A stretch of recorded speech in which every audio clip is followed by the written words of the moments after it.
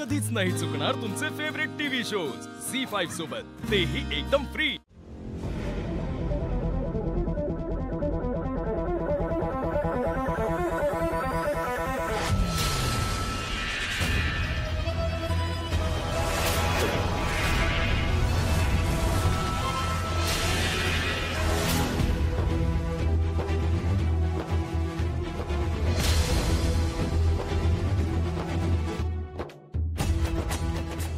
संकल्प होता का?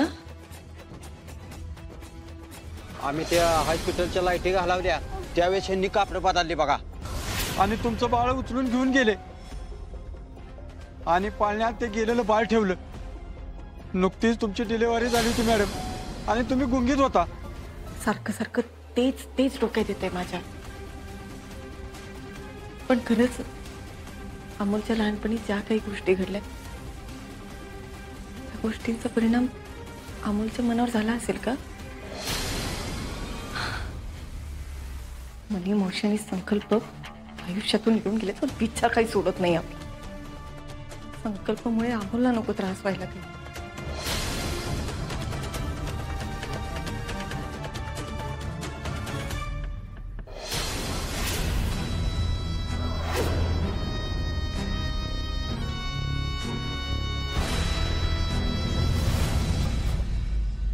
डॉक्टर येऊ?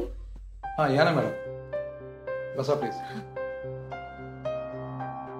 तुम्ही फोन केला होता मला? हो।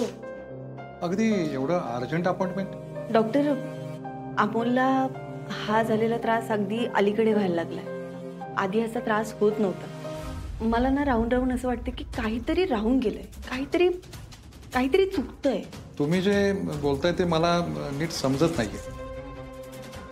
डॉक्टर, अमोल जेव्हा लहान होता, म्हणजे अगदी जन्म झाल्याच त्याला एका माणसाने पळवून नेलं होतं, आणि त्या गोष्टीचा आम्हाला सगळ्यांना खूप त्रास झाला। मग त्या गोष्टी जेवढ्या आमच्यासाठी त्रासदायक होत्या तेवढ्याच अमोलसाठी पण असतीलच ना? नक्कीच त्रास झाला असणार त्याला। मग मला असं वाटतंय की त्याच गोष्टींचा त्रास त्याला अजूनही होतोय का? म्हणजे त्याच्या मानसिकतेवर अजूनही त्या गोष्टींचा परिणाम होतोय का? एक मिनिट।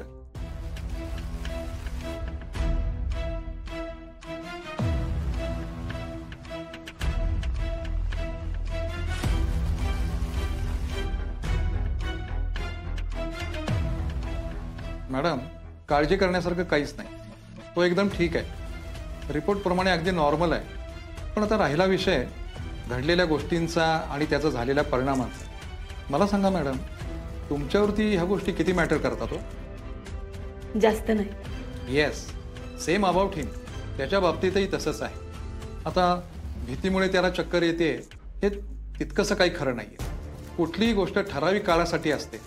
अगदी आपल्या भावनांचंही तसंच आहे। नाही पण डॉक्टर, मला ना पण मॅडम, तुम्ही जरा जास्तच विचार करताय। डॉक्टर, मला खरंच असं वाटतं की काहीतरी राहून गेलंय। मॅडम, लहान मुलं जास्त चंचल असतात। धावपळ आणि वेळेवरती खाणं नाही झालं की त्यांना हा त्रास होऊ शकतो। तुम्ही एक काम करा, त्याला ऑइल फ्री फूड द्या आणि काही दिवसासाठी श्वासाचा व्यायामही त्याला सांगा। झी5 ॲप डाउनलोड करा आणि पहा सर्व एपिसोड्स एकदम फ्री।